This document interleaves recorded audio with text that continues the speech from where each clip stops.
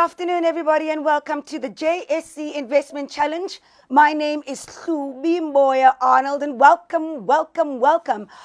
Truth be told, I'm quite heartbroken because this is our last official live university monthly competition, but have no fear, because I know the JSE has always got something wrapped up for the future.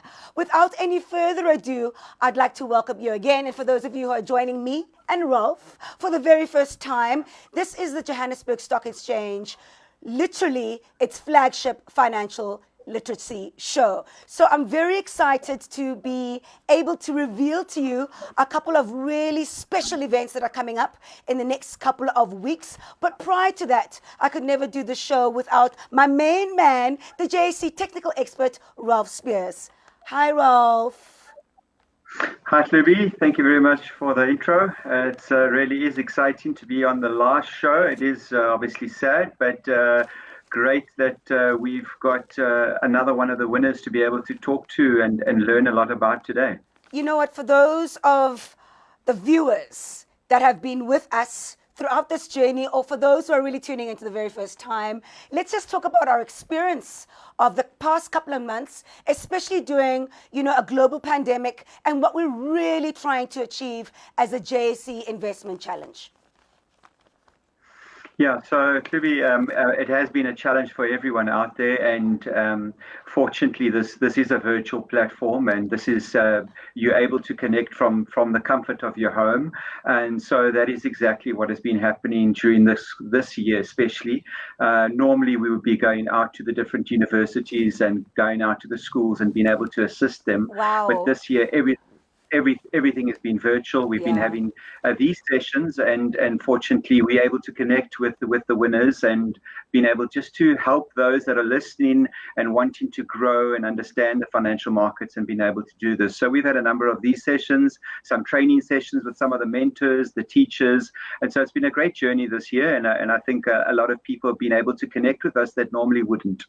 You know what, it's been such a privilege on my side, my personal thoughts on this journey that we've, kind of traveled together along with so many learners, along with so many teachers, and as you said, and so many mentors, and obviously, tuning into today's episode of University Students. I personally have learned so much. You know what, as usual, people are very hesitant to really put their first toe into the world of investing. I think some people find a lot of imposter syndrome coming into play, but that's the reason why we have episodes like this, why we have tools and skills and forums like this, so people can feel at ease about their investment journey, and obviously they get better with time and feel more confident about what they can do in a wealth creating vision of their own personal lives. Am I right, Rolf?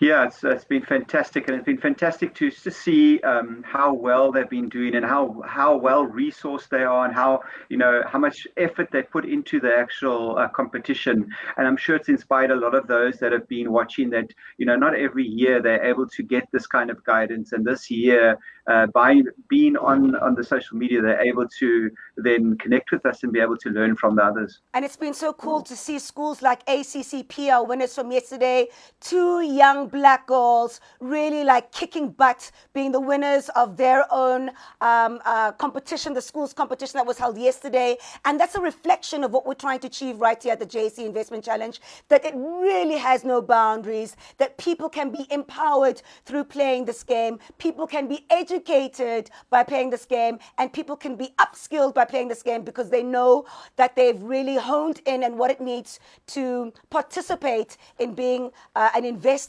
within your own money in the future. Rolf, any words? Yeah, I'd just like to say a big shout out to all the teachers and mentors that have been involved this year, being able to help those different schools that in the outlying areas have been able to compete on equal footing, especially with their guidance and their help. And so big ups to them, and thank you for their commitment to this program. Love it. Such an inspiring people, such inspiring characters. Okay, Rolf, let's talk about the prizes, my favorite P word, of the university annual and monthly competition. But let's stick to university monthly competition. What are the prizes up for grabs? Yeah, so first prize is 3,000 Rand for the top team, and that is split by the number of members. So if there's 4 of you, you divide that, 2 of you, then you divide it just by 2. So that's the top prize on the monthly competition, and there's 6 of them during the course of the year. And then obviously is the big annual prizes that we won't get into now, but they are obviously a big draw card to this competition. Absolutely, and another carrot hanging for all of you. We've got a JSE prize giveaway. That's a beautiful JSE hamper up for grabs for you at home, the most engaged viewer when we come to discussions of today's topic, which is ETFs, exchange traded funds. We're going to unpack that further together with our university team piker winners of the speculator portfolio today, PJ, as he'd like to be called. What's up, my brother? Thanks for me.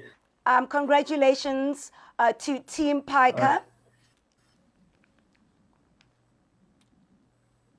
Congratulations to Team Piker. Thank you. What I'll be doing is we'll be chatting to you in the second segment a little bit later on in the show.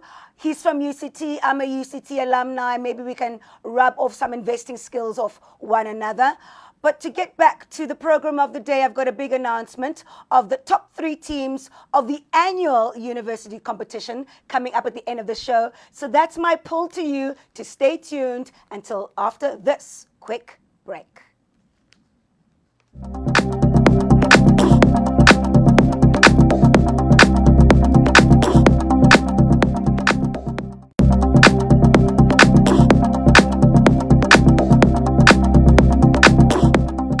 Welcome back, everybody, and you're watching the JSE Investment Challenge.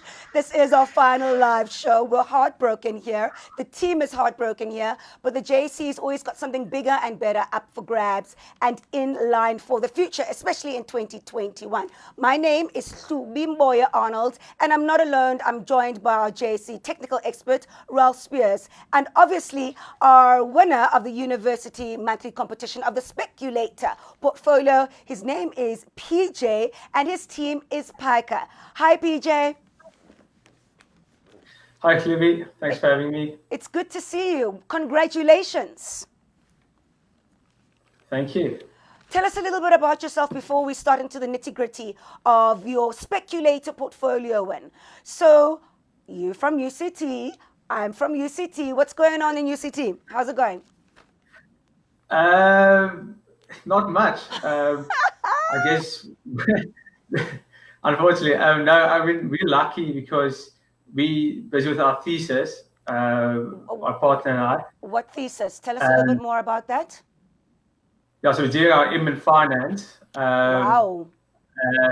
And yeah, the thesis is a whole long story, but yeah, I won't talk about that. Yeah. And then we've been lucky, so we don't need to go to campus. Yeah. Which is ideal in the current state. Correct. So your partner did an MIA on us. I hope he's going to watch this recording and you can hear me saying MIA, Team Piker.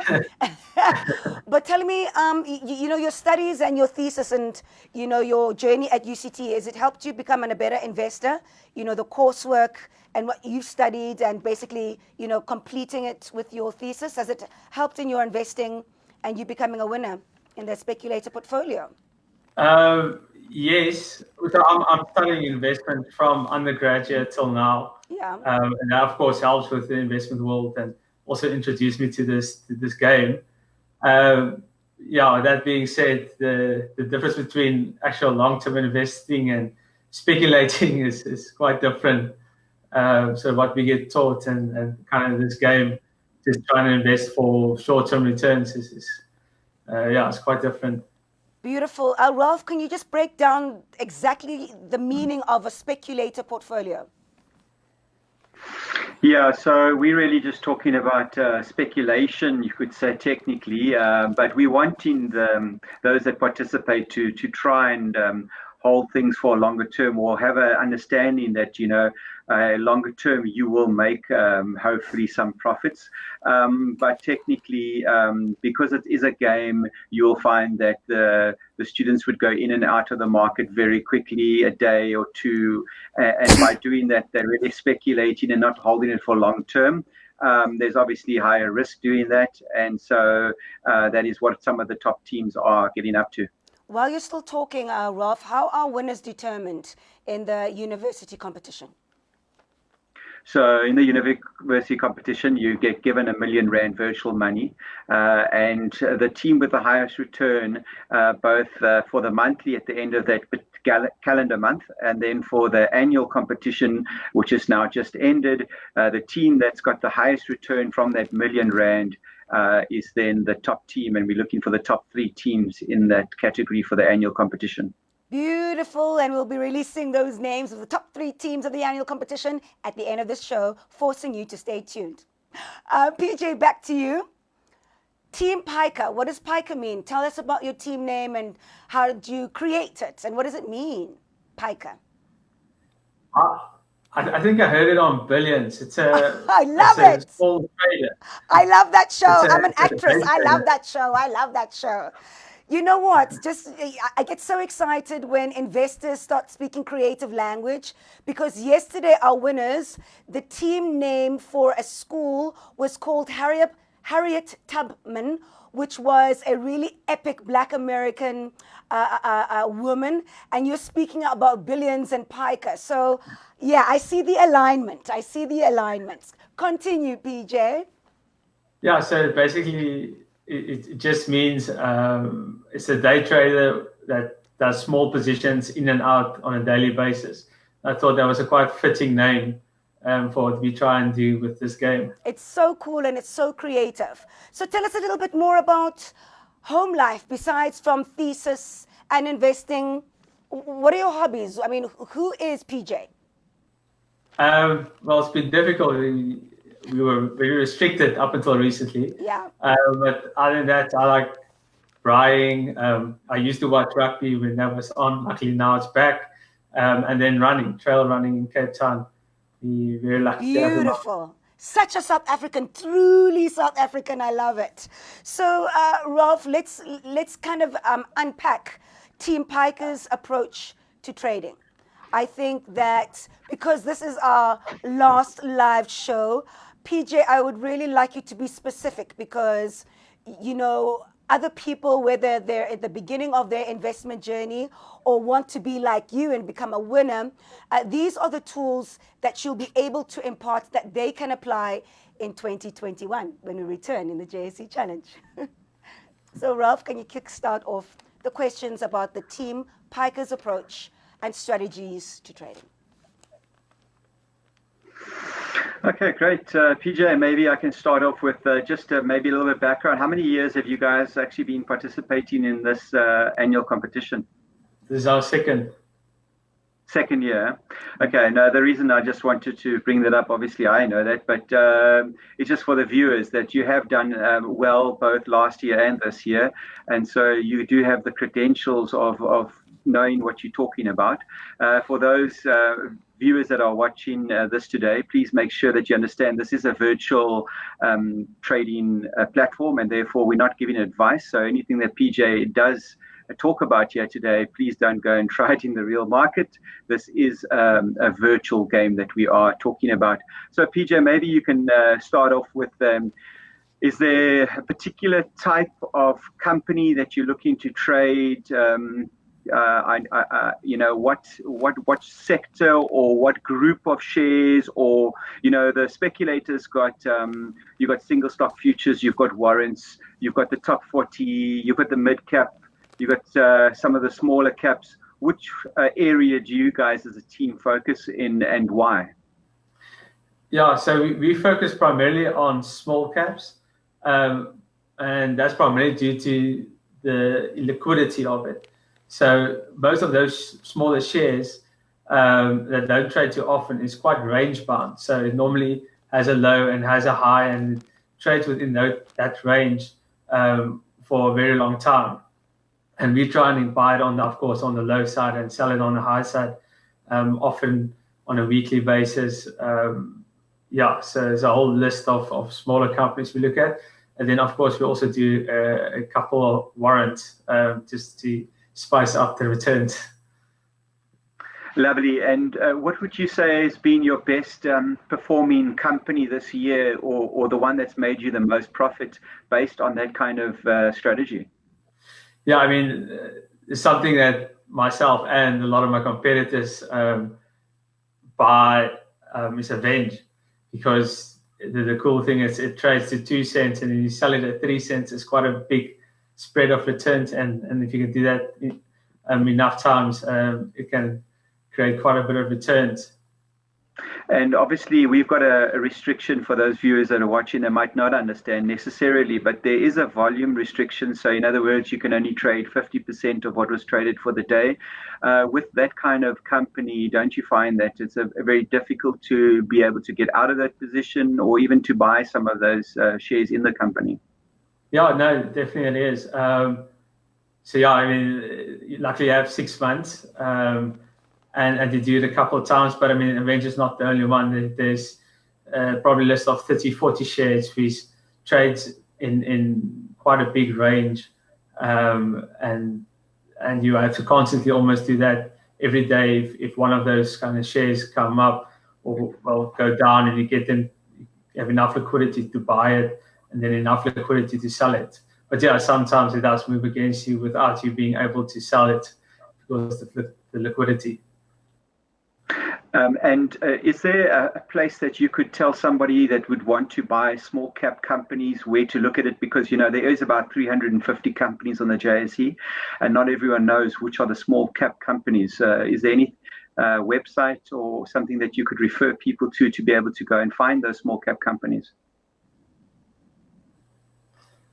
Well, I mean, I basically use the JSE's website, the games website, and where I normally go and find them is the daily moves, and you go check on the list what's dropped the most and what went up the most. You'll often find the small caps, the illiquid stocks, they normally the top of the list, either going up or down, and a quick Google search of what those companies do will tell you how big they are as well. I love the fact that you brought up sorry, Ralph. I love the fact, because you guys were on a roll there. I'm like, hello.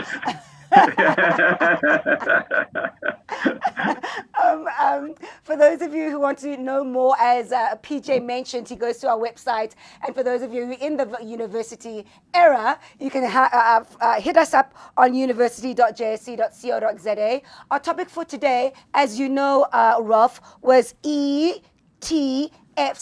Do you have something to say? Do you have some knowledge about ETFs on your side, PJ? Can you tell us what you think, or your usage, or how you interpret exchange-traded funds?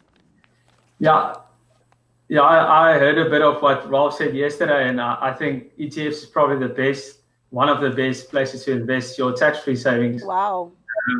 And with that, like Ralph said, we played the game last year, and we were fortunate to get a bit of money, and that was in the form of ETFs. And since then, actually, the money that we won also went up quite nicely. So, yeah, I would say it's a very good investment if you keep it. So, Ralph, what we'll be doing is really chatting more about exchange-traded funds a little bit deeper, especially on that note, because as we learned and saw from yesterday, people really have an interest in them. They're very popular and very beneficial as your gateway into investments. So it's an exciting topic. And don't forget, you do stand a chance to win that JSE prize hamper just because you're most engaged in exchange-traded funds competition. Exchange-traded funds conversation. PJ, back to you. When it comes to the sectors, I don't know if you and Ralph covered this. What is your most favorite sector? Telecommunications, mining, etc., etc. Tell us which sectors that you really have leaned towards or be thinking about leaning towards in the future. Yeah, I'm quite agnostic. I'm most interested in sectors that makes money.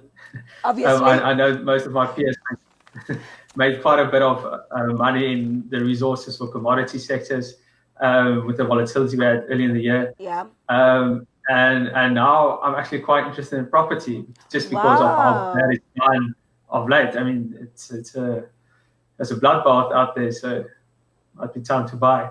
No, tell us more. You've got my interest. I hope the people that are watching at home, because of those of you who have stayed with us on that journey, property really hasn't come up as much as mining and as much as banking has done in a preferred sector to invest, especially during a global pandemic. So tell us more about your interest in property. Well, the interest is more from just being so discounted. Yeah. Some of those companies trade on 80-70% discounts to their book value.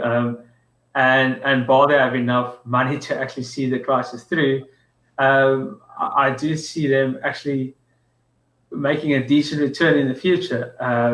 There will be some bad years, and we probably won't be back to the 2019 kind of levels in a very long time. Yeah. But irrespective of that, like the discount's so deep that you still stand to make quite a bit of money if you have the long-term view to stay with them. As Ralph was saying yesterday, you have to be in this for the long haul. Ralph, what do you think of PJ's investment strategies or Team Piker's investment strategies? Yeah, so I mean, the fact that PJ's talking about property, it's obviously looking good now. I doubt he was actually buying into them during the competition.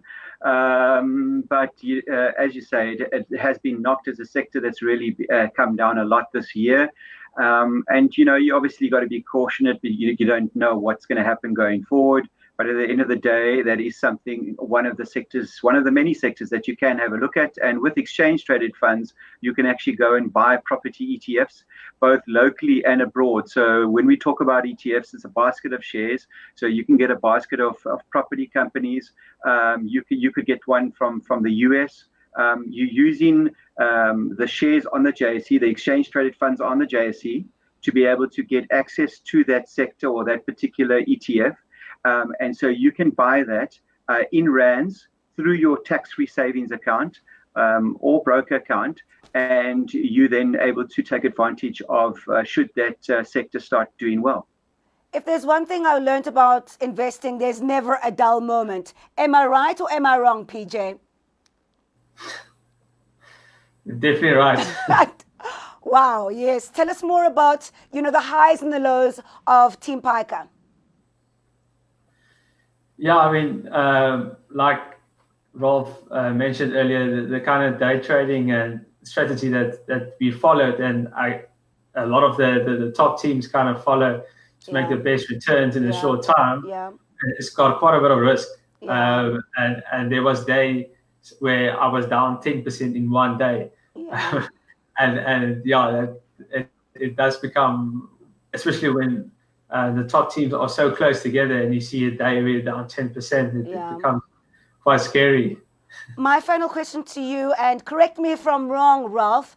PJ, are you a bearish or a bullish investor? Definitely bullish, trying to make money. Yeah.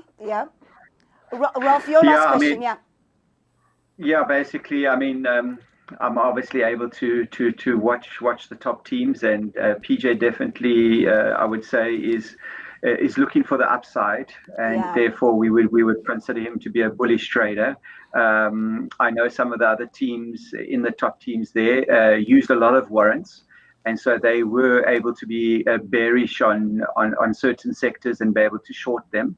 But as PJ has mentioned, he's really been focused on the small caps and looking for the bullish side of things. Love it, and I'm loving the Team Piker strategy for being the Speculator Portfolio University competition winners this month. We'll be back after the break with PJ of Team Piker and Ralph Spears, the JSE's technical expert, and of course myself. See you now.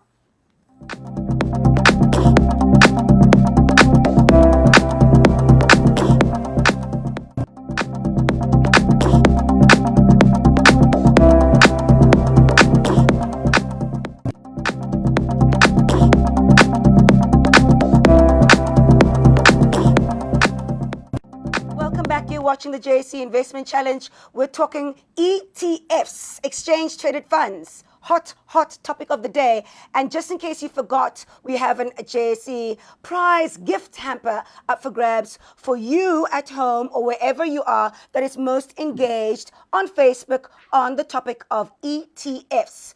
Any more information you can give us on ETFs? Why is it so beneficial? Why is there such an interest in ETFs, Ralph? ETFs are just offering a lower risk, and it's easy to understand. You don't have to go and analyze. There's about 350 companies on the JSE, and if you wanted to go and try and buy one of the individual companies, you would need to go and do a lot of background check and why are you choosing that company over another. So you would need to go and look at their financial statements, understand everything. Whereas with an ETF, you're buying a basket, a collective group of shares, so different companies, and so therefore you're not doing that kind of technical understanding of each and every single company. Absolutely. Because you're relying on the basket to be able to perform over time gradually. I like to refer to it as the tortoise. And the hare approach would be you buying individual companies and trying to make a quick money if you're speculating, whereas the tortoise is just gradually taking it easy over time, trying to increase their returns. And that, I think, using exchange traded funds is an option for those that are wanting to start investing. And the baskets you were talking about, excuse my ignorance, we have to start somewhere. Are they beneficial in international portfolios or exposed?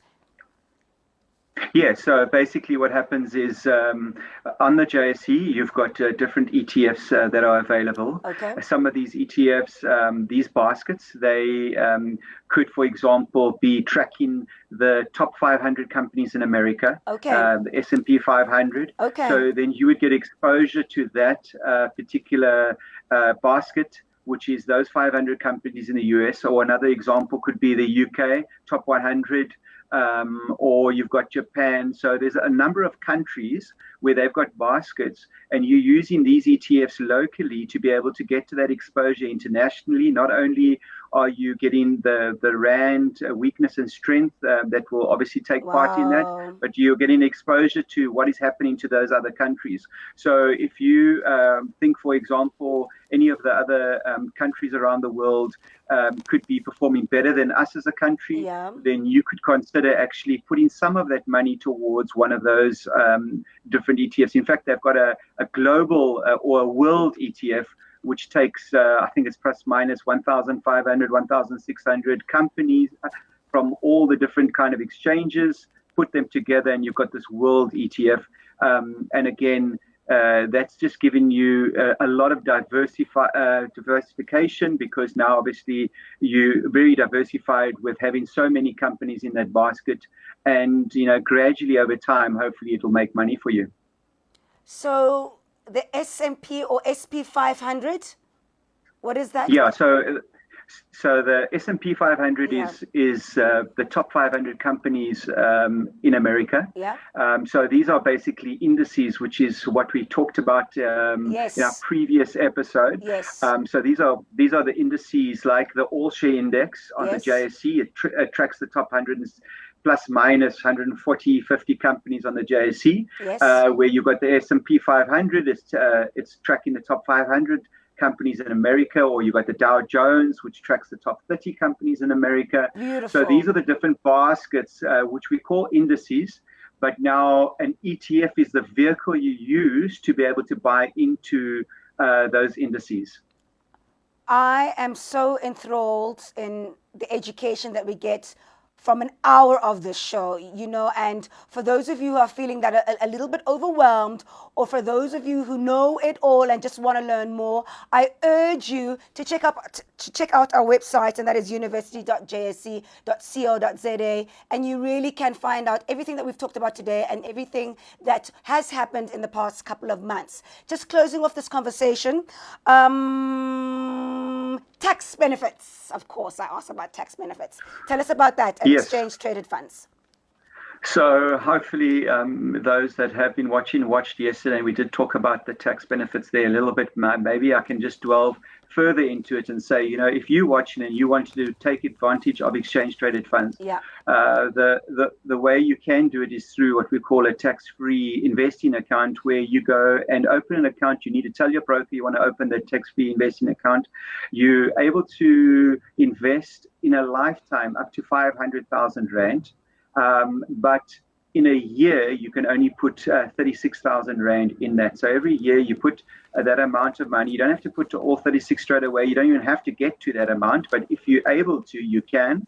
But that is the maximum you can do in 1 year. So you can contribute 100 Rand a month or once-off amounts, 1,000 Rand, whatever you want to do. But you cannot go beyond 36,000 in a year. And in your lifetime, you cannot contribute more than 500,000. But the huge advantage of this account is that when those ETFs start growing, you're going to have capital gains. You're going to be able to have those returns, and they're not going to be taxed. And I mean, that's a very important element. For those working out there, we feel the pinch when it comes to the tax man. We feel the pinch. And here you've got a great benefit of the actual tax-free accounts. So I would really encourage those that would like to get involved to consider looking at that vehicle as one of their options. We feel the taxman pinch. We feel the taxman pinch. That is our topic of the day. Those are ETFs, exchange traded funds. Love it. I am sold. If you want to find out more on this conversation of today, that's university.jse.co.za. I'm stumbling over my words because I'm so excited. Let's go to our graphs for today. And PJ, please join us because Team Piker is very much part of the speculator portfolio graph.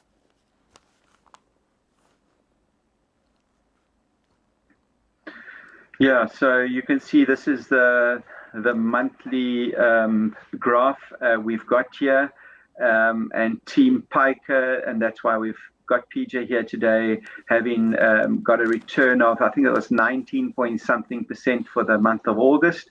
PJ, maybe you can talk us through why you had those dips along the way.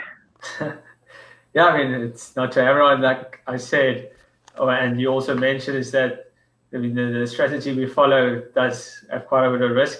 And then you have your days where it's just down 10% or down 5%, and you have a couple of those, and the month is not that positive anymore. Yeah. But you take the bad with the good, and then just continue playing, and hopefully, like you have a month that's better and win a month. Yeah, what I do like about your in that graph is how your team is pretty consistent between 10 and 20% each and every single month, and I think that's where teams that are really wanting to compete need to try and make sure that they're able to get that continuous consistency over the 6 months. Yeah. On my side, PJ, I just want to ask you, what resources do you use to help you with your investment choices? I know some of the university students, they are on websites or books, a lot of books actually from your caliber and your age group of competitors.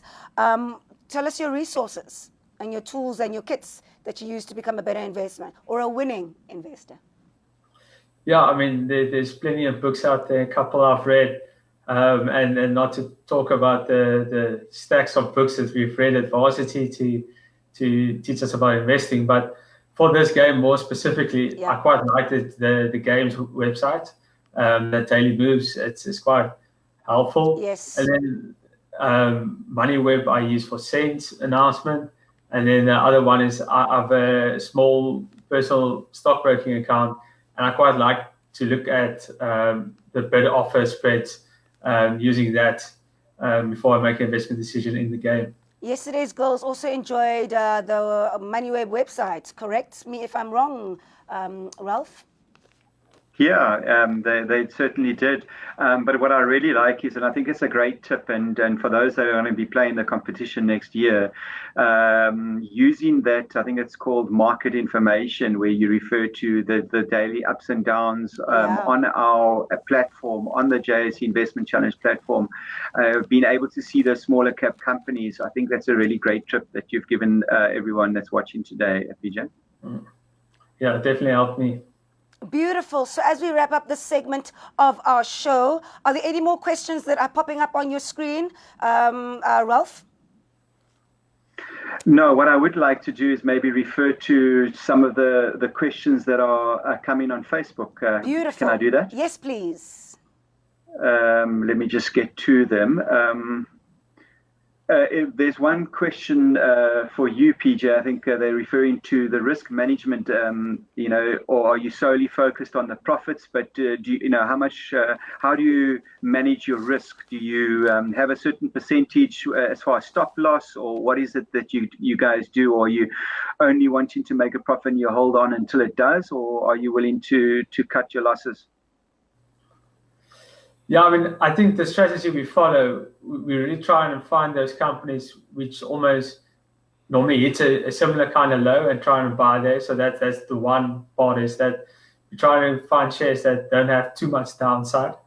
So that's the one way we manage risk. And then on the other side, I think what the game quite teaches you well in psychology is that once a trade goes against you, it's just to sell. I think in real life it's difficult to sell sometimes, but in the game a couple of times you either sell with a zero gain or with a marginal loss, but you sell it as soon as possible. I think that's also why we manage risk. Great. And there's another question over here. It's talking about ETFs have a lower expense ratio. What does this mean on the statement? So basically, what they're referring to here is that each ETF has got an expense ratio, meaning that that different ETFs have a different cost structure, and it obviously is managed. And so there are expenses. The issue that created it, there are expenses involved.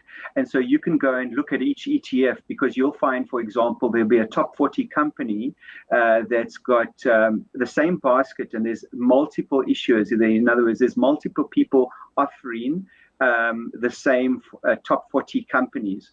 And so then you can go look at the different ETF expense ratios as to see their price, as in the cost that's going to cost you to be holding that ETF. So that's really about the ratios. Let me just check another one or two questions. Just also commenting about the tax man and saying, ETFs are the future. Yep, they feel the pinch. Yeah. It does ask here what leverage ETFs are there, and what are they different from normal ETFs? And really, unfortunately, we don't have leverage ETFs in South Africa yet. I do know that in the US and a few other countries, they do have leverage ETFs. Wow. So we have not introduced that, or at least there's been no issue that's come out with a leveraged ETF. I know there's even ETFs that in America that you can short the market, short the top 40 using an ETF, but currently ours are long only. And so unfortunately right now there is no leverage ETF that you can buy through the JSE out of the 70 plus ETFs that we have. I think that's all from the questions. It's been really a great topic, and I thank you for coming up with such a topic of interest, and where people really have a lot of questions to ask about it, and it really can work in the ordinary South African's favor. So that is exchange traded funds. You can find out more about that at university.jse.co.za. And apparently the winner of the JSE hamper is actually the winner from yesterday. So we'll talk a little bit more about that faux pas in our next link.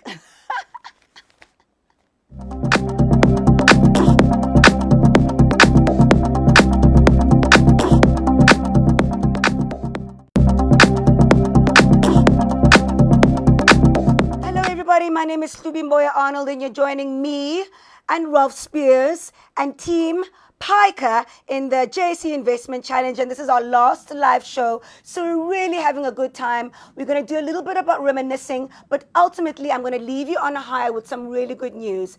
As I said in our last link, the JSE Hamper Prize was up for grabs, but the most engaged viewer was the same viewer for yesterday, so we'll give that a slide and give people a chance in 2021. Now, carrying on with our final segment of 2020, our live show, I really just want the three of us, PJ, you included, and Rolf, just to give your insights or motivational words or wise gems of really what you've learned about the world of investing that other people can learn from, and that other people really don't have to make the same mistakes that you did. I think, PJ, since you're our winner, Team Piker, let's start with you. What are the real top gems? And maybe you can give us something to the sounds of what you wish you knew now that you know, what you wish you knew then that you actually know now about investing.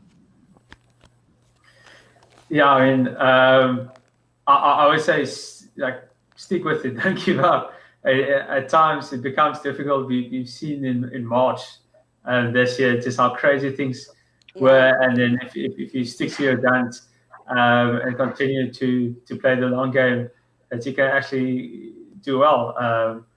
And then, you know, what I wish I knew then is just to start early, and that's I guess a lot of people say, but the effect of compounding, the sooner you start, the better.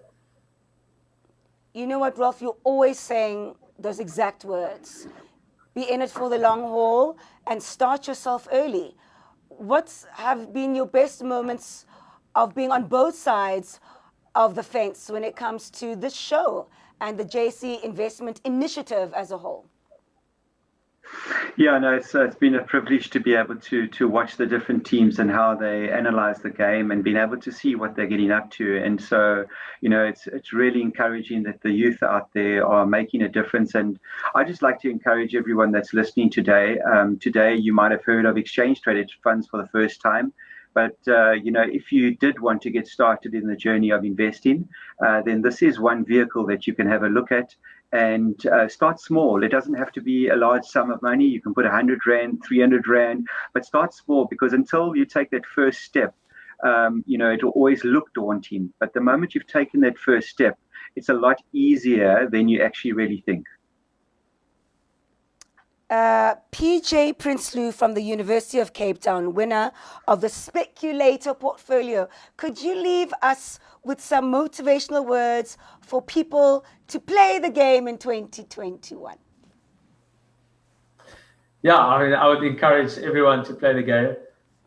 It's really not that difficult. Yeah, you just need to stick with it. I must say, in the beginning of this year's game, there was a time where I trailed some of the other teams 40-50%, and wow. but I continued to do my daily thing, and it kind of turned out okay. So I'll just say that everybody should try it. If you have small chance of winning, just go for it, and then just stick with it through the 6 months. Even though you might lag in the beginning, you might be lucky on certain points and actually come out decently. Beautiful answer. Thank you so much for your honesty and authenticity, Team Piker.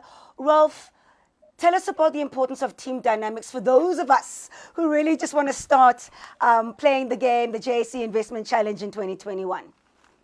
The importance of the team dynamics. Yeah, you know, we wanting to have the teams work together and learn that skill, and this is one way that they're able to do it. It's a practical way. Many of them have to make tough decisions about the different shares to buy. You know, not every member of your team might actually agree with your investment philosophy, and therefore it's that working through it to be able to do it. At the university level, fortunately, they can work in teams of 2. 2, 3, or 4. But at school level, you have got to use 4 members in a team, and so therefore it's some great team effort that's needed in order for you to succeed in this competition. Teamwork and collaboration is the name of this game, the name of this challenge. How can people register in excitement for the JSE Challenge 2021? Yeah, so what I would like to encourage everyone is make sure, if you haven't, follow our page on Facebook or Twitter, Instagram. Make sure you're following us on social media platforms. And as soon as the competition is launched again at the end of January, you will then be able to register. You'll be able to practice, and I would encourage you to do that. You can go and practice certain strategies. February, March, the game starts. So you've got like 6 weeks that you could actually spend time working out how you would like to tackle the competition, and then the game will start again in March sometime next year. Exciting times, but fast tracking before March is a very important date, and this is why I've been so blubbly the entire episode of this show, is because, drum roll please, everybody please mark off, cross that X on your calendar for the 23rd of October, because that is the JSE Investment Challenge Grand Finale. It's the JSE Investment Challenge Awards ceremony. And as usual, because of the situation of a global pandemic, it'll be a virtual ceremony. So please do follow us from today until that date, and that is the 23rd of October, so we can keep you informed about the great celebration and the grand finale of the year's winners of the JSE Investment Challenge. Isn't that something to look forward to? So please book your diaries for the 23rd of October. So moving on to the announcement, another announcement of the top 3 university annual competition winners.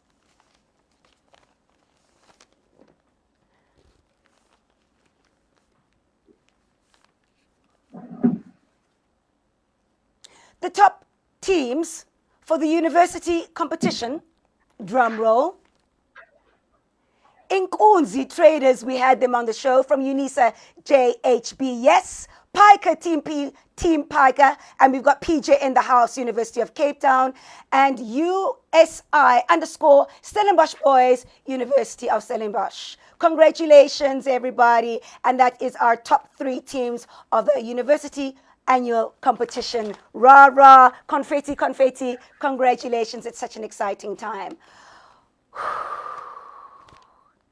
It's been a ride, Rolf, right? It certainly has, and I want to just make sure it's clear to everyone that's watching those top 3 teams that is in a random order. That is not the order at which the annual prize is going to be announced. Yes. We will be revealing that on the 23rd. Make sure, as Hlubi says, in the afternoon on the 23rd, we will have this ceremony, and it's great to be able to have it that everyone can log in and watch this live from anywhere in the country. So we would love to encourage everyone to make sure they do.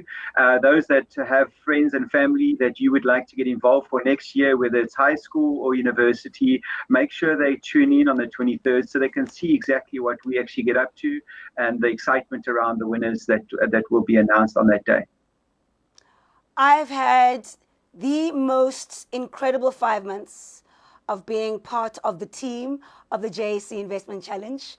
Dean, Mornay, Temba, Raphael, and everybody behind the scenes that you don't get to see. We really put together this really carefully curated content so we can really reach our full potential when it comes to creating wealth for a future-proof Africa when it comes to investments. I hope you have enjoyed and feel empowered and experience the varying degrees of highs and lows when it comes to the world of investing. And I couldn't have done this show, and I wouldn't have grown monogamously without you, Ralph Spears. How has this experience been for you, on a personal note? Yeah, no, it's I've just been really excited to be able to get into the minds of those that have been doing so well and to be able to share their ideas. I mean, what PJ shared today is what many people have been wanting to understand. How do these top teams keep on doing so well? And he shared some great nuggets that a lot of people can take forward. I love you, Ralph. Thank you so much, everybody, for tuning in. I'll see you on the 23rd of October for the JSE Investment Challenge Grand Finale Award Ceremony. And I always close the show by saying an investment in knowledge always pays the greatest and best interest. From me, see you on the 23rd of October. Bye for now.